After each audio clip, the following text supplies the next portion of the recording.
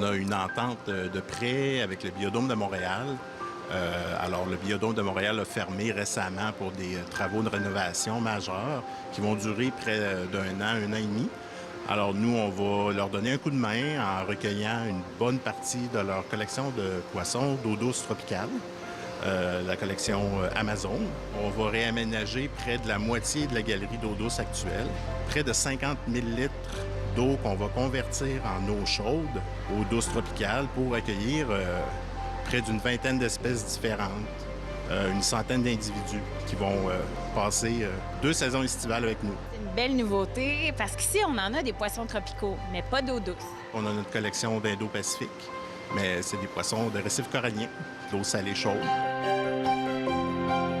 Dans les vedettes, il y a un groupe de piranhas, il y a des arowanas, des pacous, des discus, beaucoup d'autres cyclidés aussi. Les poissons vont arriver quand? De quelle façon? En fait, les poissons vont commencer à arriver au début du mois de mai. Ils vont arriver par camion, dans des bacs ou dans des sacs selon la grosseur des spécimens.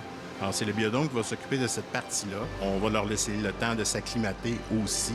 C'est pour ça que vous voyez en ce moment à l'aquarium, il y a des bassins que les gens ne peuvent pas voir. C'est parce qu'on est en travaux d'aménagement.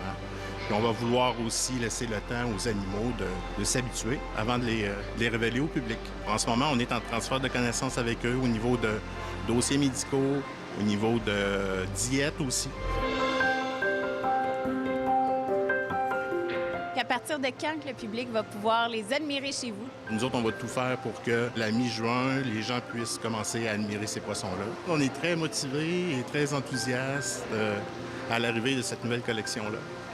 On a de la misère à avoir un printemps, mais on a hâte d'avoir une touche d'été à saveur tropicale grâce à l'Aquarium du Québec. Merci.